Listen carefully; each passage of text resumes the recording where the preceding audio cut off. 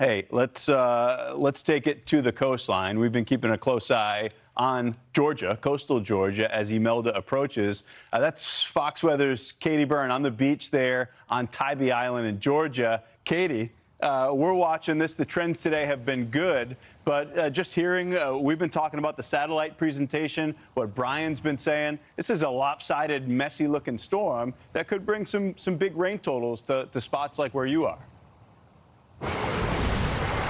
People are preparing for here, Ian. I know it's hard to imagine now because we've got a busy beach here behind me. You can see a lot of people laying out. Looks like a nice beach day, actually feels like one too. But today is really the day to make those preps, and we've met some people doing that in and around this area, and officials say it's a good time to do it because once we get into tomorrow, people may be heading into work, and then it may be too late if we're getting into the most of the rain and those strong winds that we could see here. But we spoke with some firefighters who say they're definitely feeling encouraged about those updated forecasts that have lowered the expected rainfall totals. Still, they're getting ready for flooding and strong gusty winds. And by the way, they're getting ready for flooding from not only the heavy rain, but also coastal flooding too. So the threat, it's not just here.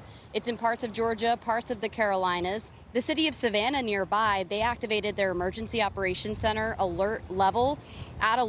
So officials are warning there of heavy rain and a small chance of tropical storm force winds. Because of this, countywide, there are those sandbagging sites that are open now for people. This afternoon, we stopped at a couple talking to people who are getting ready for this. We stopped at one in Savannah and then one here on Tybee Island. People showed up with shovels themselves to fill bags and protect their homes, and some actually told me the last time they did this was back in 2016 when Hurricane Matthew caused widespread flooding. Looks like we're in for some rain. I think we're going to be able to avoid the worst of the storm, but Savannah has a lot of low areas, and even just with a bad rainstorm, we get a lot of water. So I came to get some sandbags to keep the water out of my garage, hopefully. Yeah, seems to be the name of the game for a lot of folks here. Of course, when Matthew moved through Savannah, it dumped more than 17 inches of rain total, so a ton of rain associated with that one. But still, it's interesting to hear from folks who haven't prepared at this level, where they're going to those sandbagging sites and filling those bags up, getting their homes ready. It's been since 2016 for some of these folks since they've done that last, Ian.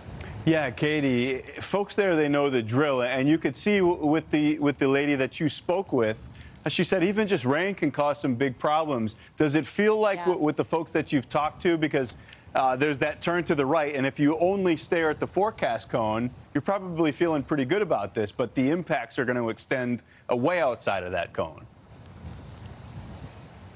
I think that it's a lot of what you've been saying, Ian, and what I heard Brian talking about too. What's come out today as far as the forecasts go has been really good news for a lot of the folks who are here and starting to get concerned about what they were seeing yesterday. Still, they are anticipating some level of flooding, whether it be from the rainfall totals or over here on the coastal side of things. You know, we've seen people in both places. Over in Savannah, we stopped at a sandbagging site where people are expecting their garages to flood. Here on Tybee Island, they're expecting more of the storm surge possibilities. So it's a little bit of a mix out here, and I think some people are just trying to be prepared no matter what. Yeah, and that's the smartest way to go about it as we move forward through what's left of this hurricane season. Still several weeks to go, and what could be some more high-impact weather. Katie Byrne there in Tybee Island, thank you.